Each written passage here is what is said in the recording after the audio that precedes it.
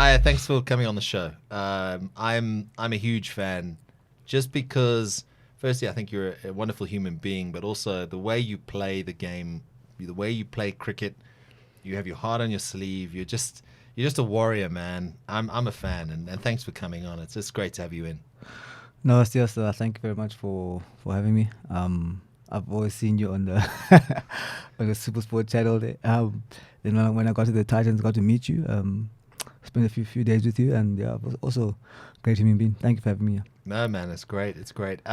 Firstly, Titans have a good season. T20 champions, right, of South Africa. SA20 was a success for you. You were in the winning team, the winning franchise. How has that SA20 changed cricket? Because I feel like South Africa needed something like that. And hats off to everyone involved, because, having been involved in the Pretoria Capitals behind the scenes, I could see this IPL influence, and it's a monster, man. But maybe just tell me how it's changed your life, because I think being drafted in, firstly getting a crack in the team, you maybe didn't get the game time you wanted, but you were still part of it, still won the title. Yeah, look, personally being drafted in was I think it was exciting for everyone. Like, what were you doing? I need to know. I always ask, like Chris Morris was telling me about the story when he got the IPL, and he got, he's ridiculous, but and just how Simon Harmer just bought beers and just ran down and went crazy in the hotel room. But what were you doing at the time? Well, at the time, it was a preseason, so we were playing a few preseason games. We actually played a lot of preseason games. We were playing at Irene, and I'd played the day before, and I'd asked our coach Manda to have a day off the next day. And they had the auction, and I was sitting at home and just chilling. And then I didn't watch it for the longest time, and then until about 5-6 o'clock, I tuned in, and then my name came up, and then disappeared again. And then were there nerves? There must because you see your name, and I was like, oh, well, maybe, hey, who knows? Yeah, never name came up again, and then the sunrise was good, and I was like, guys, come on. But yeah, no one else. But so it was the base price. I was ecstatic because my family was watching, my friends at home were watching. So I got like calls from randoms even. So it was an exciting time for me as well, like just to be drafted in, like you say, being involved in the tournament, and like when I got to PE and when I saw the quality of the tournament, it was just unbelievable. The level of cricket as well was, every game was just exciting to watch. It was, like you say, like IPL, like obviously with the teams linked to IPL teams, it was sort of that vibe. The stadiums were unbelievable packed for the first time I've ever played under those circumstances. So St. George's was humming. It was unbelievable. So the whole experience for me was really a good roller coaster. It was very, very, very nice. How's the body feeling? Because there's been a lot of cricket, man. With all due respect, you're not a youngster anymore. 33, you're not an oldie. What do they say? An OBG, oldie but goodie. But how's the body feeling? Because I imagine it's been a condensed season of a lot of cricket. Luckily, we have quite a good SNC. Did look after me, and luckily he was at the Sunrisers with me as well. So worked with him there as well. But the body did feel a bit of the work, especially the last four games we had. I think I had 4 in a row or something. Wow. So, and it was back to back. So it did feel a bit, especially in the last game. But I've had a month to recover now. So yeah, I'm feeling good now.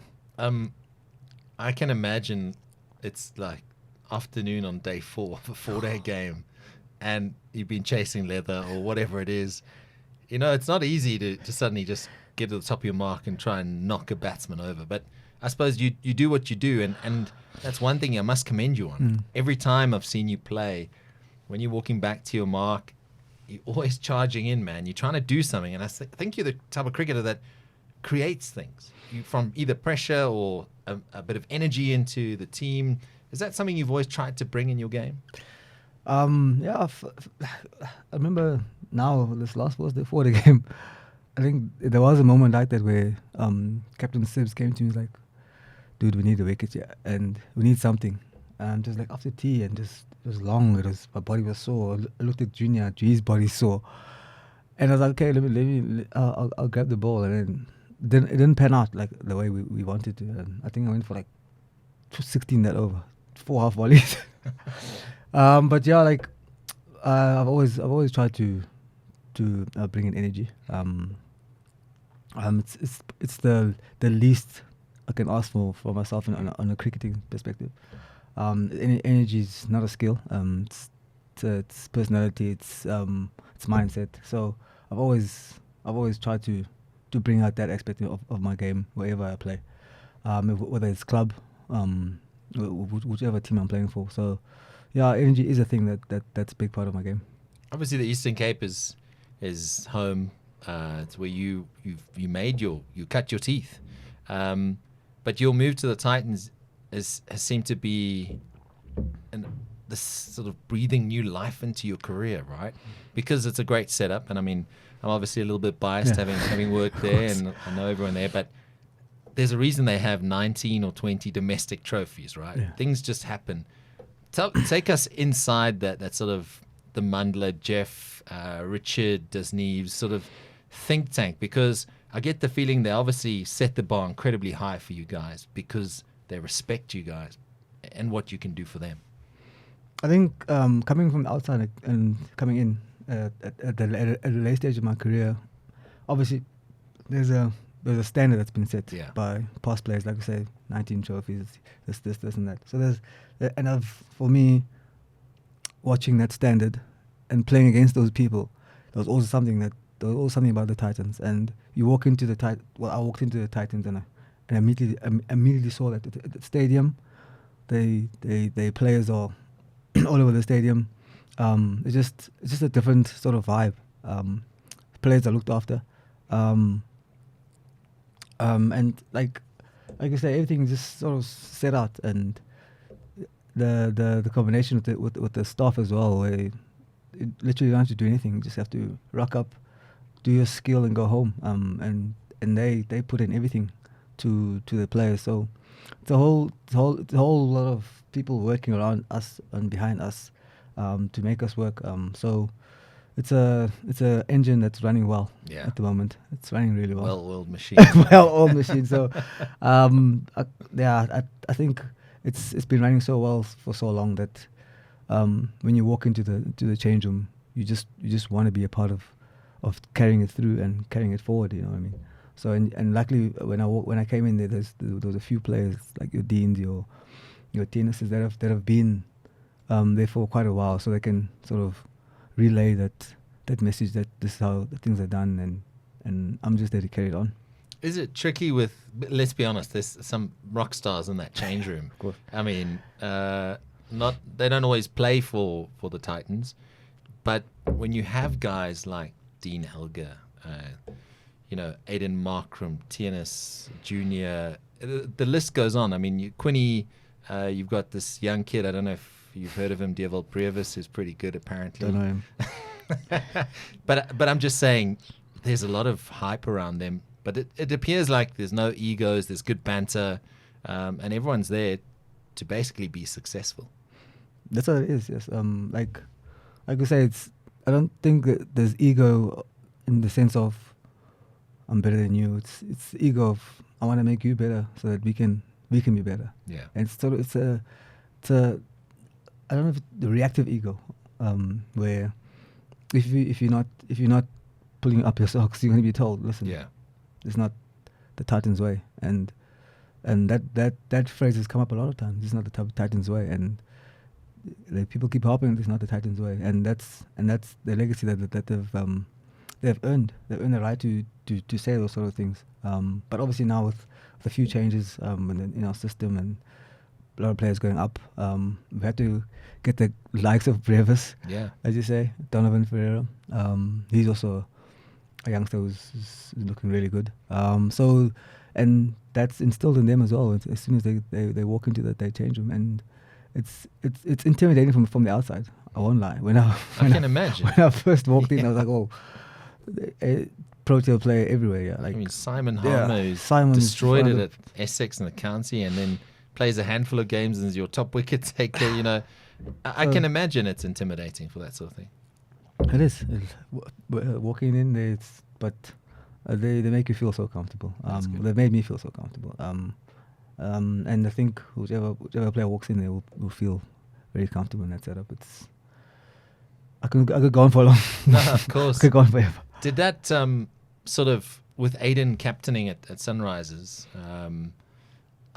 did that kind of rub off in that sort of space too? Because obviously there were, from the outside, I know people, when the tournament started, were like, Sunrisers, yeah, you guys, you know what I mean? You guys don't really have a chance. But then you sort of just strung it together, and at the end of the day, you were champions. But in that sort of environment, was there always that sort of, guys, we need to impress these fans? You know, there's a hype around here, because there's a bit of pressure that comes with SA20 when it was brought into South Africa, because people expected the cricket to be at a certain level.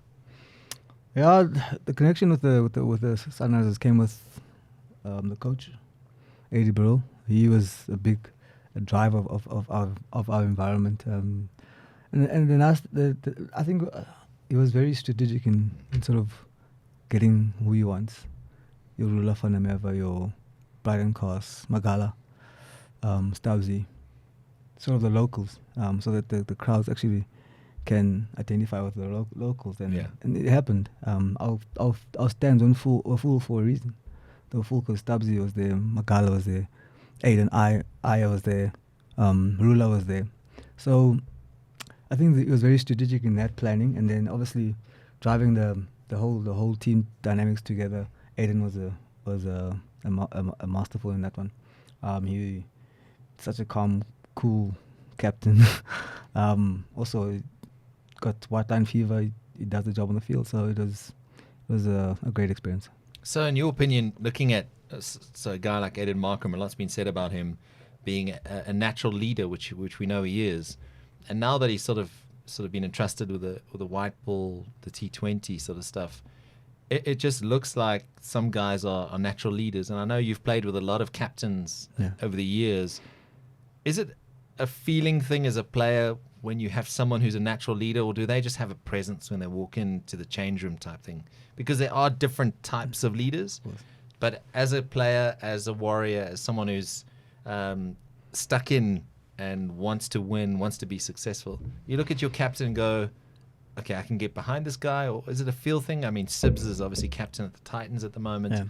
But maybe share that with me. Like, when you look at a leader, because obviously there's a leadership group, and I get that, and you have a dean and all that sort of thing. But when it comes to looking at a captain and going, this guy motivates me, or he fires me up, when do you know? Is it something they do? Is it something where they carry themselves? I think it's something that it's a presence. You can see the presence of a guy whether he's leading or not. Like you say, there's groups, the leadership groups, there's youngsters coming in. You can see the leadership quality in the person, the way he prepares, the way he conducts himself around the group. When he speaks, people listen. And someone like Aiden is not like a loud speaker but when he speaks, people listen because he's just got that presence about him. But there's different ways to captain, like you say. And some guys you like, okay, I'm following this guy because he's running through the wall for me, and I'm going with him. You know what I mean? So there's guys that front up like that. But I think Aiden's got this presence of the field, and then it becomes a demon on the field. Like, it's just like similar characteristics to myself, where I'm quite reserved off the field, but then on the field it's like white line fever. Like, and we need to do something about this. So like, I think with AIDS, I resonated with that. And then obviously other captains are different. You guys don't call him AIDS though. You call him sauce. We'll get into that another day. But Temba Bavuma is a similar type leader in that he is not the most sort of outspoken and vocal and loud, but he likes to lead with his actions. And you and Temba get on very well. You go way back. You guys are supposed to play golf sometime, I believe. So I wanted to text him. I'm not a golfer, but I was getting really bored on my couch. But he's the only person that I know that I could say, "Listen, let's go." Not even a round, just like hit some balls somewhere. He's a lovely guy. Yeah, I mean, the interactions I've had, I can only say good things. But he's coming for a lot of stick from the public and from the media to a certain extent. And I'm not sure why. It's not deserved, surely. The thing is, for me, what's impressed me is how he's handled it. He's sort of, like you say, he's a lead by example type of person, and he's handled it really well. And this year, he's just come out of his shell, and he's just smashing it. He came into our Sunrise side as well, and you just could see the hunger.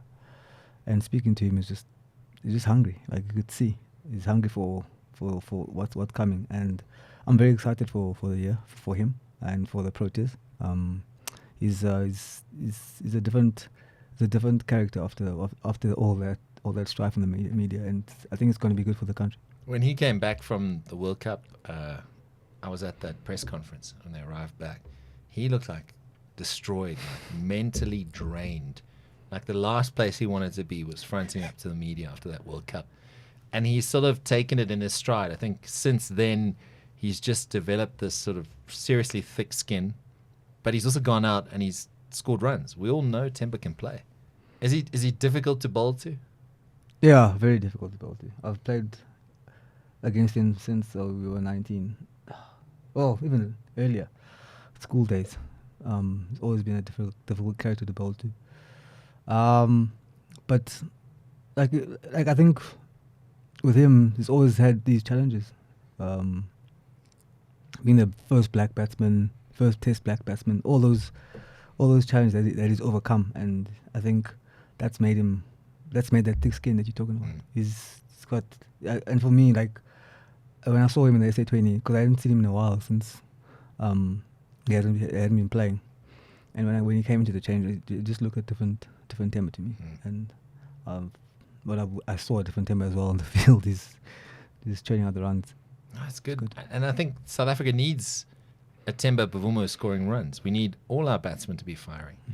I think looking ahead, sort of World Cup wise, 50 overs, South Africa's always had this like sort of monkey on their backs, right? I mean, since the days of Alan Donald and Lance Klusener running each other out against Australia and whatever else, we've never actually quite kicked on. But I get the feeling that within the national setup, looking from the outside, with Rob Walter coming in now, that there appears to be change.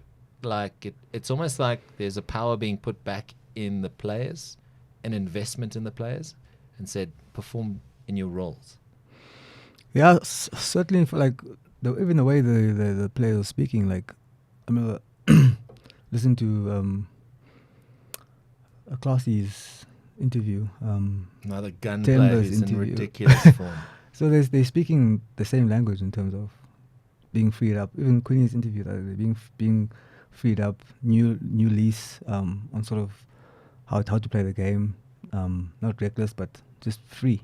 And it seems to be a trend, and it seems to be a conversation that's happening at the top, and it looks that way because I'm scoring tons of runs now, all formats even. So it's mad. It's yeah. It's mad. So it's like I said, it's exciting to see that stuff. Like and I think our batting lineup, we've got a massive headache there, especially for the World Cup. They're all gun players. Yeah, they are gun players, and obviously we've had a bowling attack that's been good for quite a while. Adding Magala now there with Janssen, it's looking good. It's looking good for us. As someone who's so entrenched in South African cricket, and you look around at the talent coming through, does that give you the feeling that, in a way, your hard work has paid off, that you might have inspired someone along the way? Because when we look around, we always know that there's some talent in the school system in South Africa. And we've always had incredible school players, but only a select few have really kicked on from schools. And there seems to be and before Varsity Cup and that sort of thing, that pipeline was very bottlenecked. But you look now at the guys that are coming through, and they really are superb players.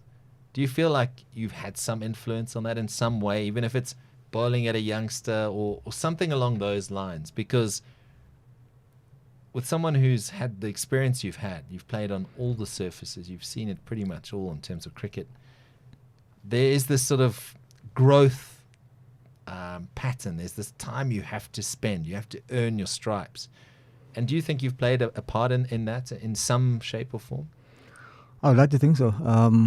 Like I said, I've been playing for quite a while now, and like looking back, especially in my community, like the African community, like when I started playing, good count on two hands the amount of black players are playing in now wasn't first division then, franchise system back then, and could count like each team probably have one or two players, and so now like it's flooded and they keep coming. So I'd like to think I've had sort of an influence on a few people, especially from where I come from, and so I think maybe I think I might have had something to do with a bit of influence here and there. And you make mention of it, as a black player coming into a sport like cricket, when you started your career, was it intimidating? Was it like a case of what am I doing, or was it a case of I just love playing cricket and I'm here to do my best? Can you maybe take us back to where it all started? Well, for me, it wasn't really intimidating, to be fair. Like for me, when I started playing cricket, I went to a white school at a very young age, so I was always the token guy or the black guy that's playing cricket with the whiteys. So I didn't feel any sort of pressure, or it wasn't intimidating. But the only thing that was intimidating when I got there was the names I was with, the names around me. Like remember when I got to the Warriors, I was 19, 20, and Mark Boucher, Jock Cullis, Makhanya, Totobe. So it was some Parnell, rockstar names, yeah. And they just won the T20 and the one-day title. Had rockstar coaches as well at the time. Pete Botha and Eddie Burrow were involved as well. So when I walked in there, that was the most intimidating part. But it wasn't me playing cricket. It was just the names that I'm surrounded. I couldn't believe that part. Well, I'm playing with my childhood heroes. Yeah, that's cool. Yeah, it was really cool. At St George's Park, which is a beautiful stadium. Yeah, so it was really cool at the time, and but at the same time, I think that sort of process fast tracked me as well, because I was eager to improve and eager to sort of impress. But yeah, like I don't think I was intimidated by the game.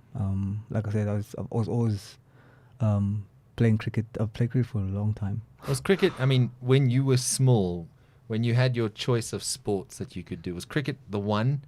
What's your earliest memory of cricket?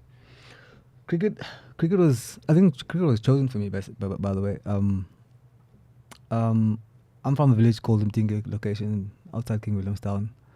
Makhanya Ntini is from the same village. So when he was sort of coming up to pro tiers and stuff like that at a young border pro tiers, there was a lot of focus on him, and every now and then a lot of people would come in, have a look at him, and I was his neighbor, so I'll be playing cricket outside, and then one day, so you were playing? I was playing out on the streets, 4 years old, and then one day a guy called Greg Hayes, he was a border big guy at border cricket, and him and Raymond Boy, they were coming to visit Makhanya once again, and I was playing cricket outside, and this Greg Hayes guy, first time I've seen a white person speak closer, by the way, spoke my language. So he came to me, he's like, here's a cricket bat, here's a ball, next time I see you, I want you to see you playing cricket. So I was like, okay, whatever. And then, but like, we literally played cricket every day, every single day, till the sun had some came. epic test matches. Yeah, like till the sun till the sun shuts down, whatever. So that famous ad, that TV ad, when they switch off the light. Yeah, You know what I mean? yeah, that's that literally. So so when and then fast forward 2 years later, same guy came back. Was like, listen, well, we spoke to my family in Xhosa. Listen, really think there's something going here.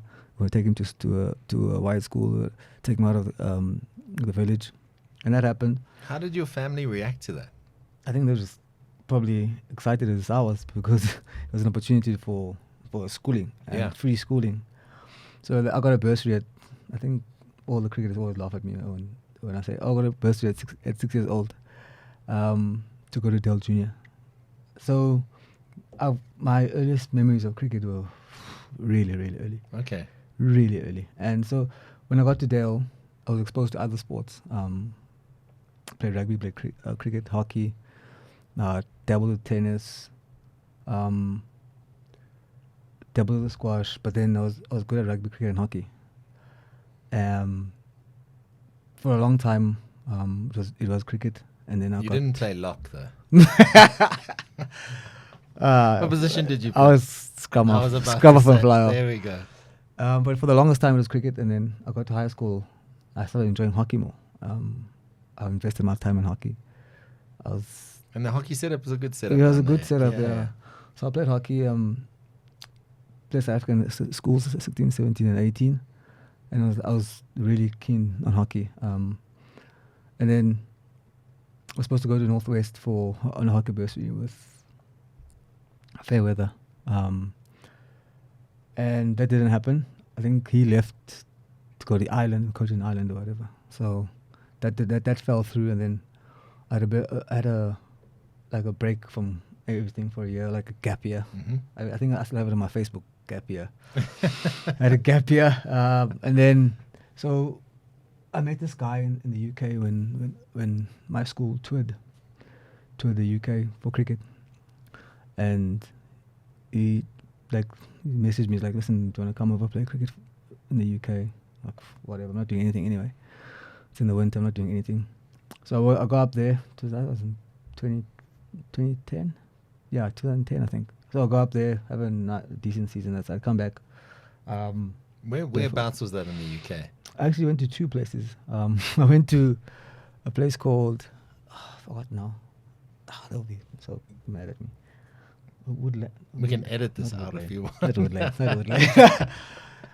But it was like in the outskirts and like a village type of place, and it was very low grade cricket. Mm-hmm. I remember my second game there. I think I scored like 200 in a one-day game, and then they were like, okay, now you need to go somewhere else for this league. Going to another league. So and then I went to Birmingham. Okay. In Coventry, North Warwick. Then I played there. Enjoyed it very well. There was a very, very high standard of cricket. I think I played with a couple Warwickshire players as well. So it was nice for a 20-year-old. And then when I came back to South Africa, and then that season I made my debut for Border Provincial. And the following season, it was the Warriors contacted me, and got to the Warriors, and then it's been Warriors since about 3 years ago. But now you're a sky blue. Now I'm a sky blue. But yeah, it's been a journey, and cricket it's always been a constant. It's been a constant. That time in the UK, because a lot of people are reluctant to sort of experience new things, especially if you're a youngster straight out of high school. Yeah. There's a potential academy gig or whatever it is. How important were those years you spent in the UK and experiencing that, not just from a cricket point of view, but a human point of view, shaping you and who you are today? I think for me, I was never like I said, I was never scared to leave home. I remember at home they were scared. What if this is human trafficking? Or I was like, no, this is real. Because I've always been away. I was a hostel boy from grade 1 to grade 12. Now then you know what so it's I like. know what it's like. Being away from home, like every holiday I'm on tour. So I only see my home once a year. So I was like, I'm fine. I can go. From a growth point of view, I think it's a very important phase for any young cricketer that wants to to take the cricket further. You grow as a human being. You're living alone. Your cricket doesn't grow drastically, but you're accustomed to different conditions. You have to react differently. Different human beings, different cultures. So it was important for me to go there. It was an important part of my journey. I've got to ask you, and every cricketer that I come across, I ask them, who's the fastest bowler they've ever faced? And did you ever think there's a chance I could get really hurt here? You know what I mean? Because they're guys with gas. Yeah. I look at Nokia, ridiculous. Mark Wood. Watching the IPL, I'm like, the fast bowlers are doing 140s, 145s, closing in on 150.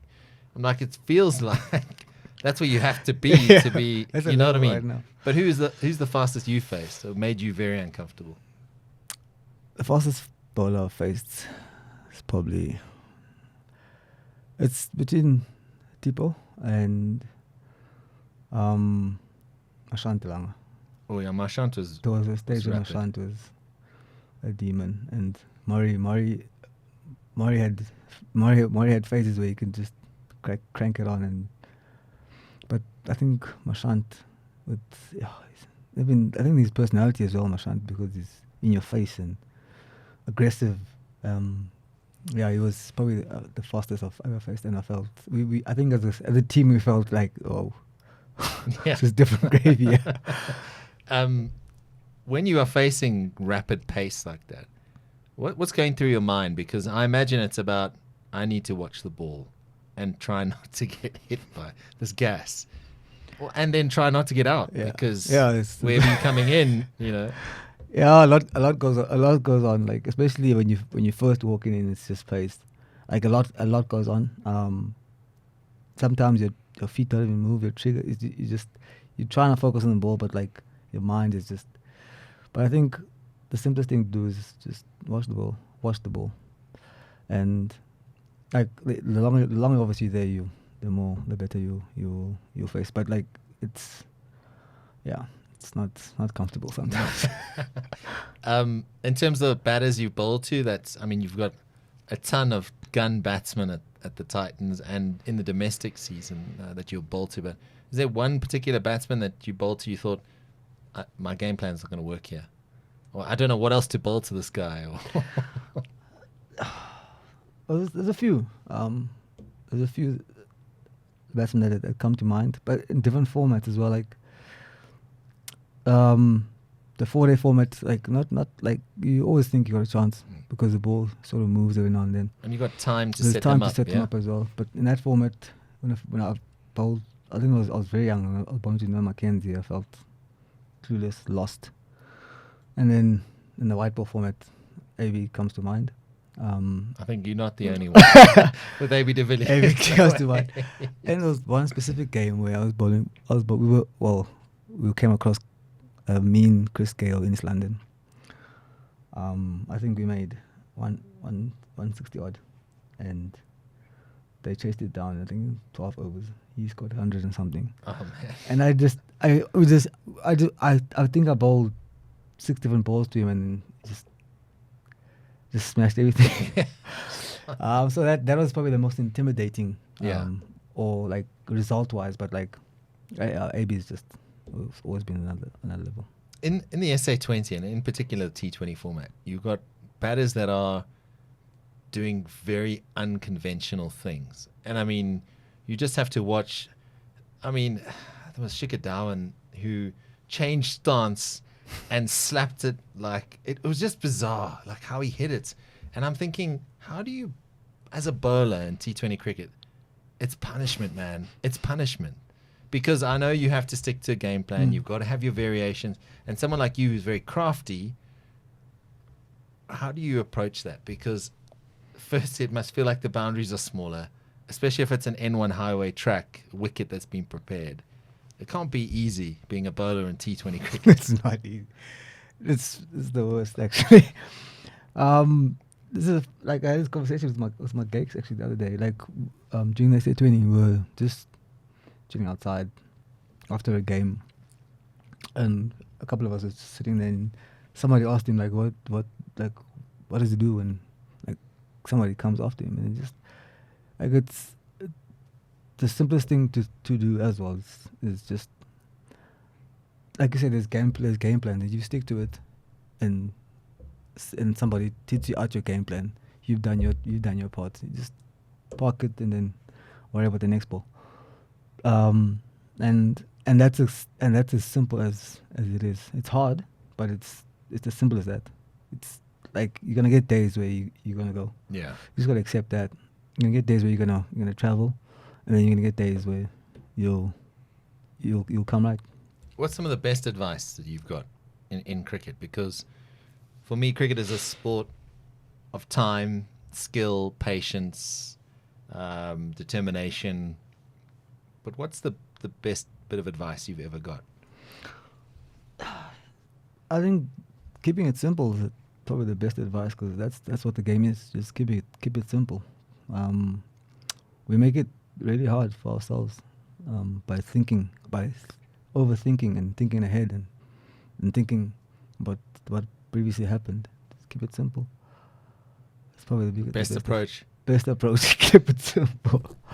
I've always wanted to ask, a lot's been said about sledging over the years. I know in particular at international level, but that doesn't mean that sledging doesn't happen at provincial level or club level. I think it's probably even worse at club level. But these days, is it still something that happens? Is it more about clever chirps than proper sledging? You know, because I know the heat of battle, and this as a fast bowler, medium fast medium, wherever depends on the day. Depends on the day. Oh, this time of the year. But you're going to have a chirp. Your chirp game has to be on point sometimes. I'm not really chirpy, but Okay.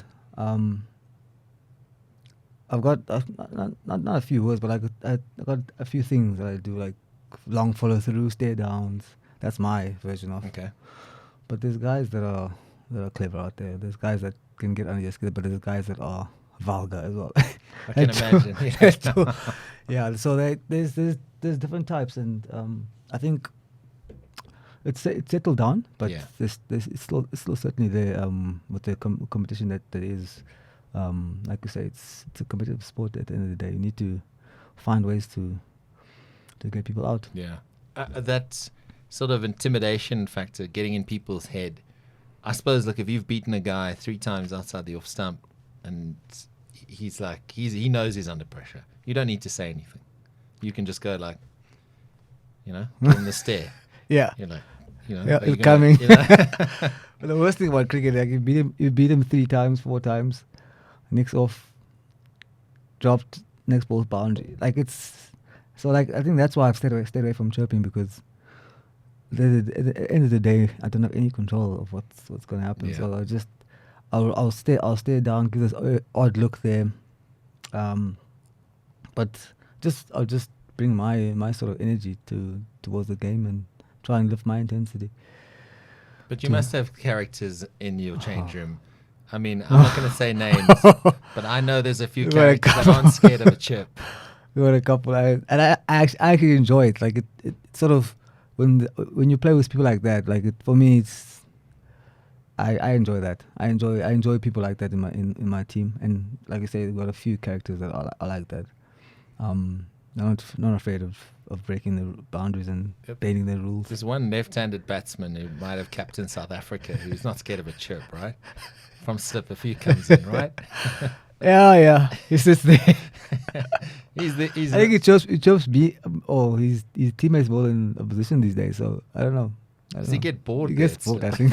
I think gets bored. But I think that's the beauty of cricket is one day when you hang up your spikes, you'll have some amazing memories, some fun. Do you have, at this point in your career, one particular memory that really sticks out for you that, I mean, makes you go like, I'm glad I played this game? I'm putting you on the spot here. Yeah, Sorry, so man, many. Like for me,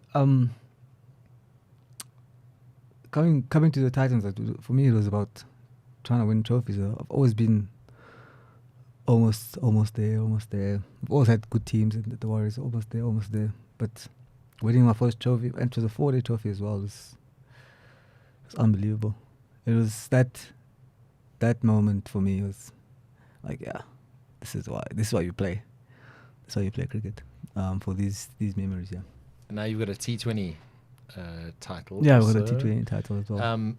What's next for you? Obviously, now there's a bit of off time before you get back into the sort of the strength and conditioning and the fun pre-season. How tough is that? Does it get harder each season? Yeah, it does get harder each season. I think it gets harder to start but then when you start, it just sort of flows. But I think it depends on the SNC you have. Like you asked how tough that is.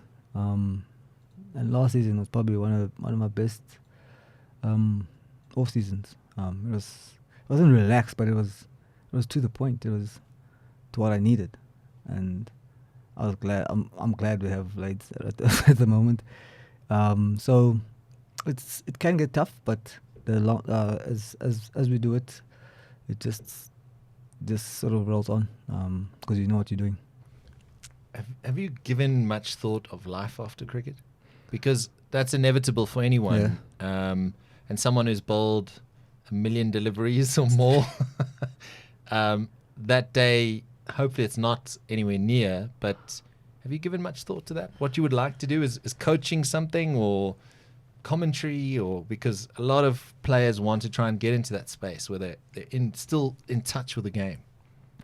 I think over the years I've had like different things. Like I wanted to tap into businesses. I wanted to go into property, but in the last couple of years, something said to me I need to sort of give back to the game. Which form I don't know yet. Maybe coaching. I'll start with coaching, but yeah, I think giving back for me is one of my biggest things at the moment. And I've been thinking about it for the past 3-4 years now. Okay. I think the game has given me so much. Like I said, I've been playing since I was 4 years old. Yeah. Hey, you got a bursary at 6. So the game has given me so much. So I think giving back is well, not I have to, but like it's the main goal for me. Looking around, we're still short on development. We should have more black cricketers scoring hundreds, taking fifers at all levels, not just for the Proteas. Why do you think we're sort of falling short? Is it just a case of a lack of manpower? Because you said you want to give back, and I envisage that at some point that will involve your community back in the Eastern Cape, as well as the communities you've touched wherever you've been, where you've played. If it's Hammanskraal, if it's Shoshanguve, Mamelodi. Why do you think we're falling short, man? Because we have such talent coming through at school level, and I know that certain schools get it right, and that is a privilege, and that is only certain people can afford to get in there. But why aren't we kicking on? Because we know the talent that comes out of the Eastern Cape, that comes all over South Africa. Well, it's interesting you asked me that. I had a conversation about the same thing with one of my mates. Don't want to drop name or anything, but he played rugby as well. Also went to Dale College. And I was asking he asked me what's going on, what happened, where's the development? But I think manpower is the issue, because back in my day, there was too much cricket for us. we used to play week in, week out. My mates from the village used to come play against us week in, week out. There used to be a lot of involvement in the community back then, and that faded away. I don't know when, I don't know how. Maybe it was funds or whatever, but it just faded away for a long time. And I think I don't know how it will to get back to what it was, but I would love to see that. Because we see the KFC stuff that happens, but that's like a drop in the ocean. I just feel, looking at it, how many people have played this game, and I'm not saying everyone who's made it successfully, but there are people that are born to be coaches. There are people that might not be blessed with the skills like yourself to make it as a professional, but have talents in the coaching space or just the development space as an administrator. Why? Or you know what I mean? Like, why aren't these people being given opportunities? And I know people are trying to do academies everywhere, Yeah. and that's to earn a living. But I honestly feel that more could be done to nurture that talent, man. Because at the end of the day, like, if you look across South Africa, there's so much talent that just never gets the opportunity. Yeah, 100%. Like, I think me giving back is probably one of the things I'd want to look at. Back in my community, back in Eastern Cape, like you mentioned, because it looks like it's dry again. Oh, not again, but it's like it's dry. It's there's no manpower. That's what it looks like from the out. I don't know what's going on. Are more kids playing football? You know what I'm saying? I don't Or know, rugby? maybe or rugby, maybe more. just, Yeah. you know what I mean? Like, I think the beauty of cricket is bat and a ball. Your stumps can be anything from, you know what I'm saying? And you just need a road or somewhere. Yeah. And I just feel that we're missing a trick here. There's definitely a trick that we're missing, and I'd love to find out what it is, so I can maybe try and be that manpower. Because I think people look up to you and go, you know, if it's a young kid, like you say, wherever they might be in South Africa, and they see you on TV and you're bowling and you're winning trophies and things like that, that must inspire some kids. And then how do we make sure that kid who is that, and it's boys and girls, have the desire to play cricket, get an opportunity, man? I think if we crack that, we'll be winning World Cups left, right, and centre. I think that's a massive that gap we need to sort of fill again. But yeah, like you said earlier, it's probably about manpower and maybe funding. Yeah. It's probably a lot of things, but yeah, like it's something that I would really like to get involved in and see where I can help. Yeah, giving back is. You can see it. Something that puts fire in your belly. It does really, like, you know, the way I came about was that system. That system brought me up. Yeah. So it's a massive one for me. I've got a few more, and we're going to wrap up soon. When you look back at your career, how do you want to be remembered? How do you want them to write your... I know we've still got a few more seasons, but I think it's important to know how you want to be remembered, how you played the game, because that's part of a legacy. It's part of what you can then use to give back to the sport.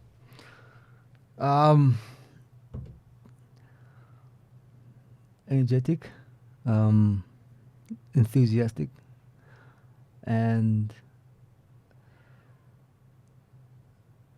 like that dogfight that was instilled in me at a very young age. That never give up, never say die attitude. That sort of, I think the biggest word there probably resilience. Like I've had a long career. I've had lots of ups, lots of downs, injuries, contract losses here, and I've had to get up sometimes. I've had to work my way up from dark places. So, yeah, I think as resilient as can be. I think I've been quite resilient. I've thrown the word warrior. I think you've been a warrior, man. I think I'm still a huge fan, and I hope there's a few more seasons in there where you can win more trophies. Yeah. You can continue to represent your community and represent just cricket in South Africa. And yeah, I can't wait to see you out on the park again and keep up the amazing work. And I'm sure when you eventually hang up those spikes, the Addies, Addy, hey? You played Addies for a while, yeah. That there will be Aya and his sort of foundation or coaching or whatever it is, if it's through CSA or the Titans, I've no doubt it will happen. Thank you so much, Sias. Thank you for having me. Thanks for really coming on. Appreciate it, Thank you so much. Thank you.